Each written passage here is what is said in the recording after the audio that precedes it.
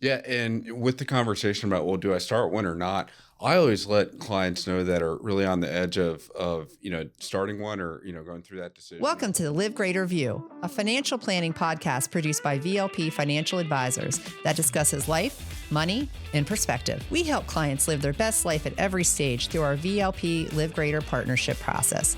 Thank you for tuning in. All right. Well, welcome back. Today we got a great topic, Chris, and this is typically the time we're starting to see these conversations materialize is college acceptance. Specifically, we'll talk a little about 2025. Been a lot of changes. Certainly, if you have a child, the FAFSA has been a big change. We'll touch maybe just lightly on that. But really today we're going to hone in on things you need to know, factors you need to consider when weighing that college decision, because in all cases, this could be it'll be probably the most expensive decision a child, your young adult will make entering in their first time.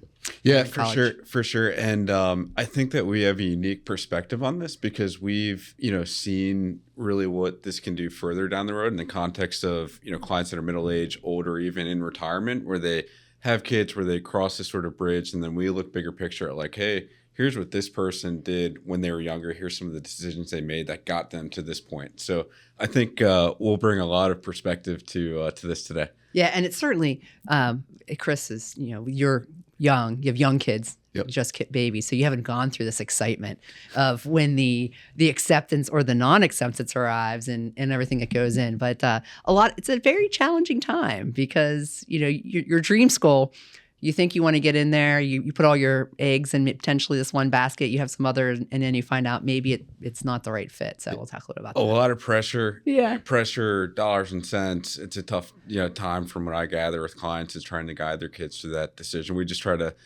give our perspective and just, do our best to help with all of that. Yeah. So let's start out before we kind of go in through some of the, once you're accepted, some of the things to consider. Let's talk a little about your general thoughts on 529s. Plans in 2025 and how they play in. Yeah, so this is something that I think chronologically makes sense for us to talk about. It's come up a lot with clients, especially clients that do have younger children. And really their, 30,000 foot view of this is like, hey, what is college going to look like 15 plus years from now when their younger kids are in school? Obviously education and just the way that we, bring up our knowledge has changed so much with the internet and YouTube, and you can, learn, different things all over the place. So this will come up a lot if we're working with clients where one of the spouses did not go to school. Let's say they go into the trades or they went directly into something, with engineering or something like that. And typically we say, hey, you know what, that's a personal conversation that you need to have with your spouse in the context of school, for your kids, and make a decision around that early and stick to it. Yeah. But we are seeing more and more that 529 has been a shift, the vehicle for planning for college and funding. A lot of states have done away with their prepaid tuition programs or clawed back and limited them, because part of the concern is, we'll talk a little bit about is the cost of college has gone up more than inflation. I mean, The average is 6%, but this varies wildly across several of the colleges. Some could be much higher, some could be much lower. It just really depends on what you're looking at and what makes sense. But we'll talk a little bit later about how the 529 certainly can play into that and what to consider. Yeah, and with the conversation about, well, do I start one or not?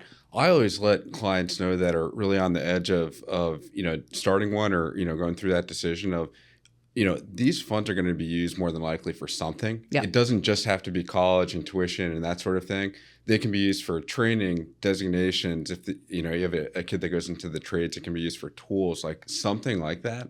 So more likely than not, this money, in a 529 plan would not go to waste. Yeah, and also another, adjustment that's been made to 529s is that one-time allowance that you can up to $10,000 for before college. If you have private high school, middle school, those types of things, these funds can also help with that cost too. Yeah, for sure. So great. And then, when we initially set clients on, that sort of path, if they are going to go through with starting 529 plans, we'll use a calculator to try to put them on a glide path that we agree upon. That can change from family to family. Some families just say, hey, you know what? Education was so important to, my upbringing. It's important to my family. I want to make sure that this thing is, signed, sealed, and delivered, and we have plenty of money there. Then we'll have clients, that say, hey, you know what? We just want to make sure that we kind of have that covered. We're going to try to hit that sweet spot of having enough, but not completely overfunding. They don't, care about grad school or any sort of thing like that. Yeah, and that comes back to also what's the intent. This can become a very personal conversation, and we see this time and time again. I went to the university of the state university, so that's what I want to fund. If they want to go to Harvard or whatever, they'll have my funds. They'll likely have to take loans, and that really becomes to your point. That's a family and decision by decision conversation. We'll touch a little bit later how scholarships can play into that and those types of things, but. It is an interesting topic because it does become as expensive in some areas. This is like a mortgage. Yeah. The cost of college has gotten pretty astronomical, and I always tell clients, and I use the phrase, and even with my own kids, I give them love and education and memories. So after education, they just get memories, and if they get anything else left over, it's a bonus. But I do set the bar. It's in state. It's in state. So that's a conversation I've had to have when my child chose to go out state. I challenged her to get creative on how that was going to work, and she did. So again, it is definitely a family by family decision. Yeah, and this is one of those things where there's no right answer. Yep. You can do as much research as you want or get opinions, and some things that you read will say, well, you must do this or you must do that, when in actuality, in practice, that's not the case. It's like a lot of things in our business, pros and cons, and then you make the best decision you can. Yeah, and the other thing really comes down is what your student, what are you looking to, what are they looking to do? What is the field they want to go into? Because not all colleges are equal, right? It could have a great name, but it may not be great in that area that they want to study. They're not going to come out with opportunities they would if they went to a different college. So that really becomes into that bias and really understanding what your child or the college student is going to be interested in, and finding that right fit, because right fits become something that's been very interesting. And, we have recorders from our speaker series where it really kind of dives into how to help your child line up with right fit and, basically looking to spend your dollars wisely. Right, for sure. And the last thing you'd want is to check all the academic boxes and then, have your child get there and not be happy and, fall short on some of those other things. Definitely. Well, great. Well, let's dive in. So we'll start with, you've been accepted. Now what?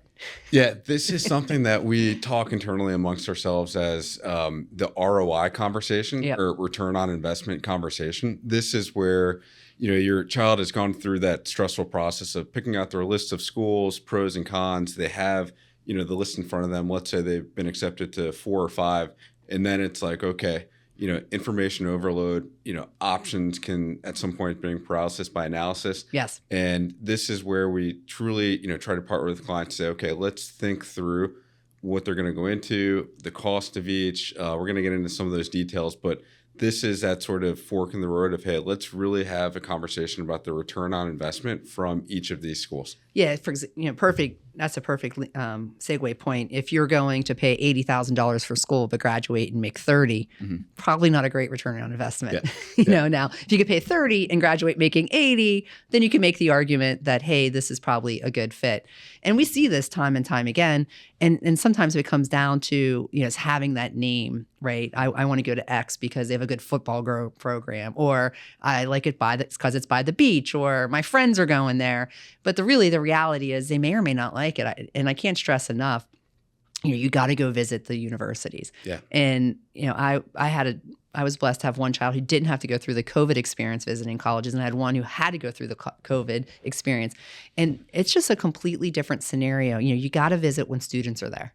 Yeah. Because that can make or break. Your student can say, oh, this is not my jam, too crowded, or where is everybody? There's just going to be a different space for everybody. So again, before you start making even those financial decisions, it's almost just as equally important as the right fit. Because if they're not happy, it becomes such a concern. How is that going to affect their grades, their mentality, their mental? Yeah.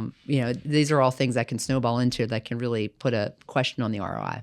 Yeah, and I think that having clear conversations with your children about, well, here's what the cost is, even if they don't know what they want to go into, you can obviously help them hedge their bets as far as like, well, here are, let's do a comparison of here's what this school has going for it, here's the cons, and vice versa.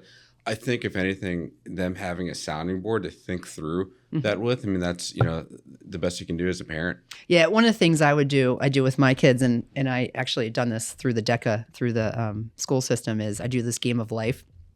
And one of the things I did was specifically on this, because as a teenager, they probably don't even understand taxes because they may not have a job where it's been deducted yet. Sure. Maybe they're babysitting, right? There's a difference between doing a job where you might be paid cash versus a job where it actually runs through payroll. But one of the things we go through is, picking these different schools and putting that comparison side by side, and also saying, what would this cost at the end? And we'll talk a little about, student loans, because that's the big, everything sounds great until you actually have to put the rubber to the road and talk about, put the pen to the paper and say, hey, here's what's really going to happen. Right. And if you do save for your children, you can always say, hey, you know what, if you go down this path, the money that we have set aside from you, it's likely gone. We're going to spend through all of it. And then you can put something else in front of them that says, hey, you know what? If you go to this less expensive school, here's some things that it has going for it, some things that, you're not a big fan of. But at the end of the day, here's what you'd likely be left over. And just really, help them, sort out those different options and just give it a little bit more context on the back end. Yeah. And so when we talk about cost of school, that's a great point. The other thing is, loans. So 40 million Americans have student loans. I mean, that's one of the largest debts other than mortgages out there. And it's been obviously something that's been stressed and discussed numerous times recently by our government. And, the average balance is about $40,000 per person. I mean, your first car is most likely not going to have a loan that large. Yeah. And with interest rates at the levels that they're at now, it seems like they're going to be more sticky, for a while. The average interest rate on student loans is about 6.5%. So that's a significant number. And I always think about that concurrently with, okay, if you're getting out of school, of course, you're going to probably rent for a little while until you get your feet under you. But if you saddle yourself with, a lot of student debt, car loans, stuff like that, you're likely just pushing home ownership further and further, down the road, just something else to, tie into. Yeah, and it just makes things tough, right? It'll make jobs you have to consider to take, areas you consider want to live in. These are all going to be a factor if you have this additional debt out there that you're going to have to manage. It just makes things a little bit tougher. So let's talk about, segue into, type of financial aid and, offers that you can potentially receive and how to consider those. Yeah, for sure. So, if you're lucky enough to, save for your kid and you have it planned and it's all covered, great. There's, obviously a lot of people that aren't as fortunate to have everything covered. And then from that point on, we just really stress to clients, please make sure that your children take advantage of any sort of opportunity they have for scholarships, any sort of aid. Please be thorough in that. Our feedback consistently from schools or, people that are in this area are, you'd be shocked by how many kids actually do not apply for those things. Yes. There's money that's up for grabs. And whether it's just, lack of time, drive, whatever it is, a lot of that money, is up for grabs and no one's applying for it. Yeah. And I think a big miscommunication is not completing the FAFSA. A lot of people say, well, I make too much money. My child's not going to qualify for these opportunities. I'm not going to fill out the FAFSA because, to be fair, it's a challenging document. I think it's getting better, but certainly a couple of years ago, it was definitely a struggle. But a lot of universities will base scholarship and merit off of that FAFSA. So, common mistake we talk to clients about is don't fall short. Don't not complete it. Complete the FAFSA, because different universities will view that as an opportunity to say, yes, maybe you don't hit the federal guidelines for these types of, but are at the university, because it's all comparative, right? If your child's going to Harvard and the average income is higher than yours, you may potentially have opportunities that you wouldn't have had. Right. So again, it's really important to, look at all the resources and start with the FAFSA. Make sure you fill that out, because it's going to give the universities opportunity to see, yes, they're interested. Here's where they fall in line with everybody who's applying. And there might be some opportunities that come from the university, not necessarily from the government. Yeah, for sure. And I think the takeaway there is just don't assume anything. Yep. Just go ahead and do the legwork there and just really, make sure that you're putting your best foot forward. You just never know, how some of those pieces are going to fall into place, because you don't know some of those unknowns like you just talked about. Yeah. So, federal government, grants are great. I'm a product of grants. I had to fill out the FAFSA. I had to do all that stuff. But grants, you don't have to pay that money back. So everybody likes grants, but it also means your family probably doesn't have enough money to send you to college. Not every case, but a lot of cases, that's where you'll see that scenario work out. So grants are great. Scholarships, I think you kind of discussed that again. The FAFSA universities will use that for their own personal scholarships that will not potentially be out there. A lot of merit-based scholarships, even on the academic side. It'll be key to the FAFSA loans. So let's start with loans. There's a lot to unpack there. Yeah, so on the loan side, that's something that I think, again, ties back into just don't think of it as, well, what's year one? What's getting my foot in the door? It's really thinking, bigger picture about, well, what's year 2, 3, 4 and beyond? What's that going to, what kind of position is that going to put me in when I get out of school? Yeah. I would say that also, like you had mentioned with a teenager not understanding taxes, I still, question whether or not a lot of, teenagers even understand what loans are, that it's going into, their name or their family's name.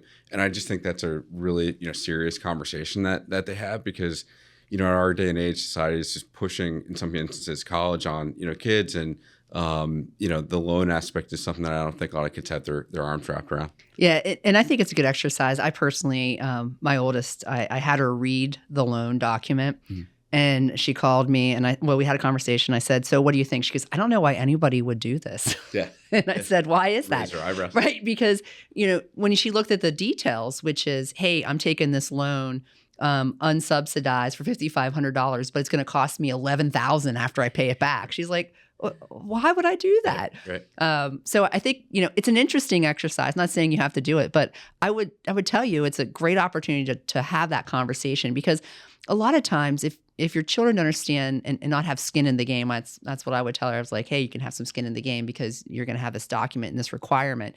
They may not take it as seriously, right? There's a lot of kids who are going to take it very seriously, but we all know that there's some opportunities for distractions at college and those types of things. So have a little skin in the game and understanding, hey, here's the alternative. If a lot of our clients will say, I pay for A's and B's. I don't pay for C's and D's. It could be whatever your discussion wants to be. But again, and are you going to enforce that conversation, right? Hey, if you don't do well and you're not doing your part in getting grades, then you're going to have to take loans. So it's good to have that conversation before, so they kind of have an idea, because I think it's interesting. I think there is the misconsumer, hey, well, maybe the government will just forgive my loans because there's been conversation. Yeah. Or maybe I won't have to pay this back because I'll go work in an industry that will pay my loans. That's very few industries. I think more people think there's more than there is. There really isn't. So again, in a lot of those cases, you still have to make payments for 30 years before they pay it off. Yeah. So it can be an interesting conversation. So have them read, what a loan document looks like. Educate them on, hey, here's the alternatives. Yes, you were fortunate that I was able to save some money, and in some cases, maybe you're not, but it's good for them to understand what all those alternatives are, what the cost of each of those alternatives are, and how that might impact not only as this one year, because the first year, you're typically going to have to live on campus. Mm. Typically, the first year of college is going to be more expensive than the subsequent years, because off-campus living typically isn't as expensive. You're not required to have a meal plan. There's different, factors that come into play. Right. Yeah. And that's, a great thing to bring up as far as the cost of living, how that can vary drastically from school to school. Yep. So obviously, if you go to a school that's more of a college town, that's probably likely to be a little bit more reasonable. When you go to school in a big city where rent's really expensive, and that will add up, especially if grad school is on the table. So that's something where at face value, again, you're just looking at the bottom line, tuition and whatnot. That might not be baked in there. Another really, really good point to talk about with kids. Yeah, and all this information is typically easily found inside the college website. Mm-hmm. And a lot of the college websites will help you do a calculation based on your income and your family resources. Another big change that's happened on the FAFSA, it used to be if you had multiple kids in college, that would help with your potential opportunities. Mm-hmm. Well, that's gone away. Yeah. So, there's been lots of changes you have to take into account when you're factoring in how's this all going to work. So if you have children who are close in age, having them understand, because 3 of you are in college doesn't mean that I get a discount. So there's all those kind of factors to take into. Yeah, for sure. And, I think that, when we're talking about loans and all of these sorts of considerations, a lot of that gets kind of lost when you're excited. You're going to the bookstore, you see a football game, your kid falls in love with the place, and you're saying, hey, this is great. It's all part of it, but please, think about some of these other things on the back end too. Yeah, and in-state versus out-of-state, a big consideration. Yeah, that's been, I had one child who went out of state. I had one, who's in-state. And, out of state, she was fortunate enough because I made her read the loan document to figure out how to get in-state. Yeah. There's ways, there are certain degrees that you can get that potentially your state doesn't offer. So again, it's going to be really important to do due diligence, understand what what they might be interested in, and have these conversations. So again, that you're getting that, the good ROI, and you're getting a university or college that they're going to enjoy. Yeah, and time again, we see that, like most things, college is what you make it. How much your child gets involved in networking and some of the groups that the schools offer, whether they're going after internships, those, sorts of things versus, what the program at the school is. So like a lot of things, it is what you make it. Yeah, and I think one thing we didn't talk about was work study programs. So that's another great opportunity where you can get in and have an opportunity to get paid for doing internships. So different colleges are going to have different opportunities, right? Yeah. They're going to have access to maybe different companies, different types of scenarios. So work study is also a great opportunity to get paid, get some real life experience in some of the positions that you might be considering. And in some cases, you might consider, well, maybe I don't want to be in this field and make a judgment change, like somebody I know. So, it's going to be a doctor, but here I am. Yeah. And I would say too that the program, for some of the programs, obviously at a bigger school, it's tougher, but some of the program heads are pretty accessible. Yeah. Based on our profession, we know a lot of the program heads throughout, Virginia and in our area, and they are thrilled when high school, students or families reach out to them and just say, hey, I just want to know more about your program, like what it really entails. And they're happy, a lot of cases, to provide, visits to campus and talk through that. So just wanted to point out that accessibility piece there. Yep. All right. So let's talk about, some other statistics to consider. So you've narrowed it down to 2 or 3 schools. You've went and visited. Highly recommend the visits. Visit while students are in. Maybe even visit while students aren't in, so you get a feel if you might be there on off time, how that's going to look. But transfer rates, that's a big. I mean, that can be a sign of a university that students love, and people are going to transfer for all different reasons, right? They're going to transfer because they thought they wanted to be a doctor, but now they want to be an accountant. Those types of things. But and maybe one school is better than the other, but it is key. It does give you some indication, but also, transferring sets you back typically.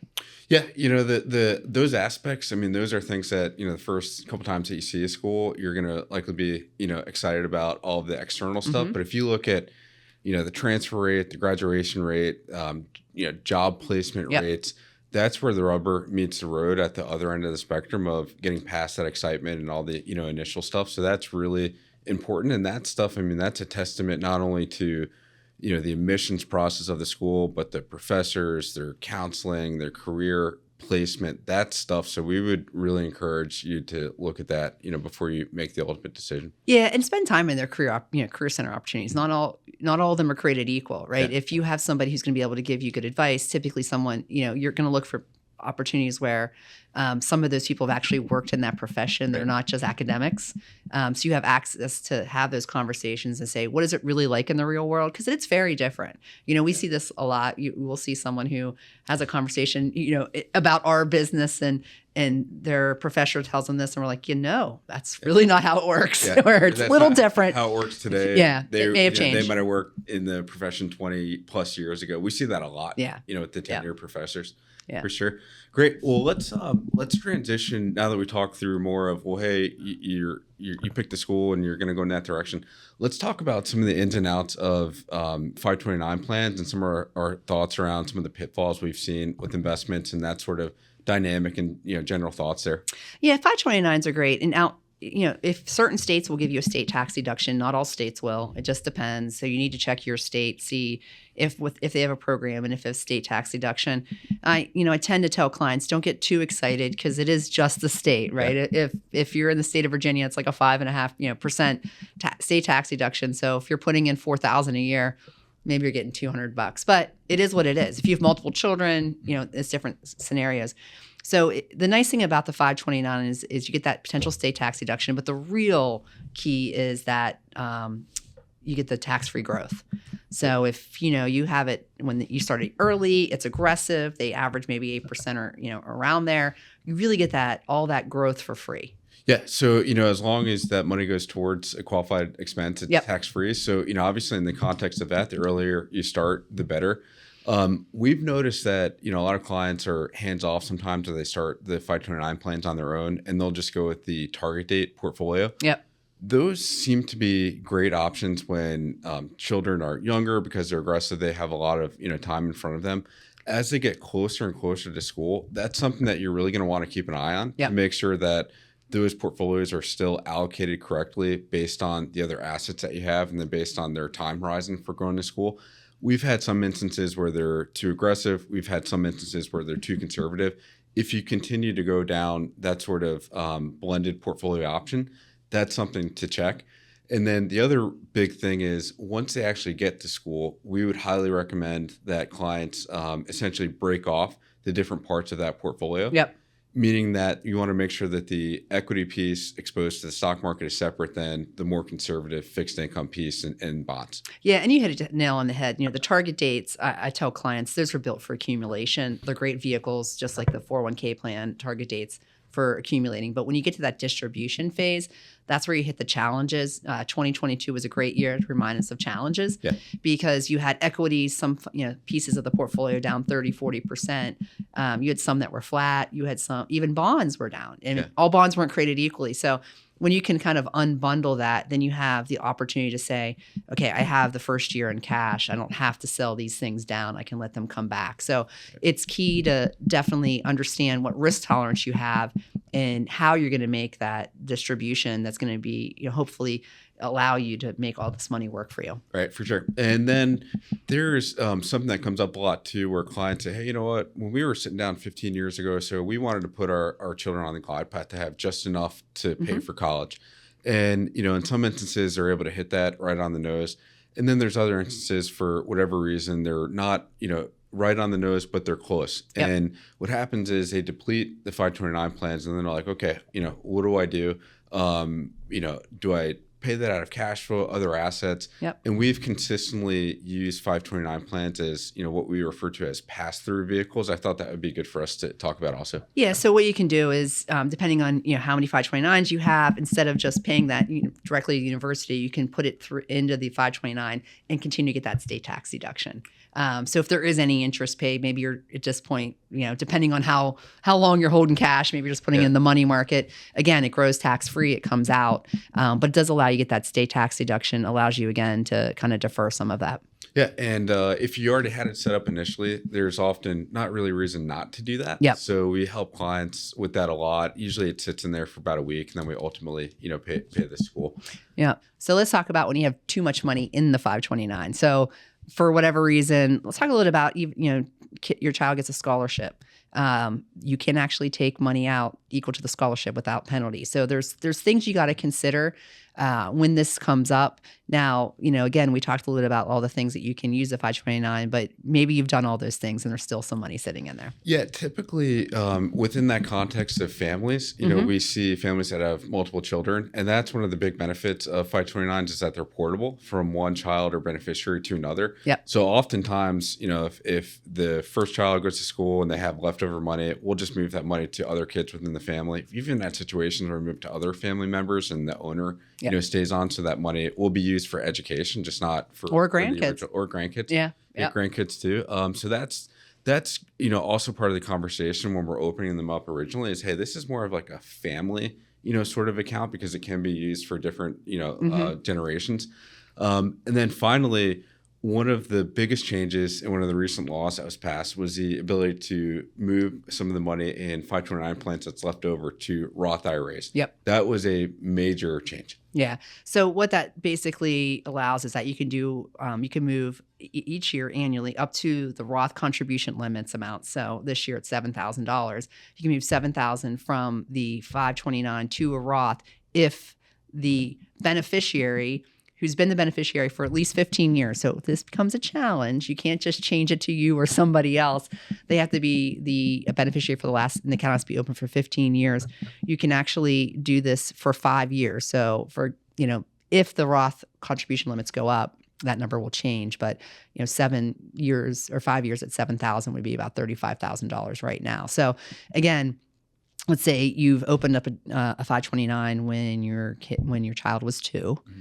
Now they've gone through college. They're now 22, and you still have some money left over. Now they're working. They have earned income over the $7,000. You can now do this Roth, and you can do this for 5 years. Yeah, and that's been something where clients say, "Wow, that's great. This was originally intended for school." Yep. And they kind of had that thought in the back of their head. Well, I've taken care of their school. How am I going to set them up kind of for that next level. phase, next level? And that's been a great, kind of natural progression into that. Yeah. So great. So we covered a lot to unpack. College is a big decision, not only for the student, but for families. Yeah. A lot of times this is one of the largest investments you're going to make starting out when your child's young. And it's a lot of things to consider. Yeah, and I think that, as we wrap up, the other, thing to bring up is we always, offer to clients is we understand that when clients have these conversations with their kids, they can talk about these same things and, go through a lot of the things that we touched on, but it may not hit home as much as if, they're talking to somebody that's in our chair, somebody that's independent of their parents.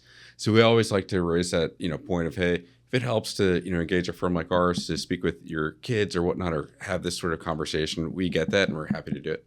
Yeah, well, absolutely. So if you found this conversation informative and have some other topics that you like, please share with friends and family. Great. Well, thanks, Doris. All right, thanks. Thank you for listening to this episode of the Live Great Review. If you like what you heard, please subscribe to our podcast on iTunes or Spotify and recommend our podcast to family and friends. To learn more about VLP Financial Advisors, please check out our website at vlpfa.com. Thanks again. And now for our necessary disclosures. Securities and advisor services offered through Cetera Advisor Networks, LLC, member FINRA SIPC, a broker-dealer and registered investment advisor. All investing involves risk, including the possible loss of principal. There is no assurance that any investment strategy will be successful. The views stated in this podcast are not necessarily the opinion of Cetera Advisor Networks, LLC, and should not be construed directly or indirectly as an offer to buy or sell any securities mentioned. Due to the volatility with the markets mentioned, opinions are subject to change without notice. Information is based on sources believed to be reliable. However, their accuracy or completeness cannot be guaranteed. Past performance does not guarantee future results.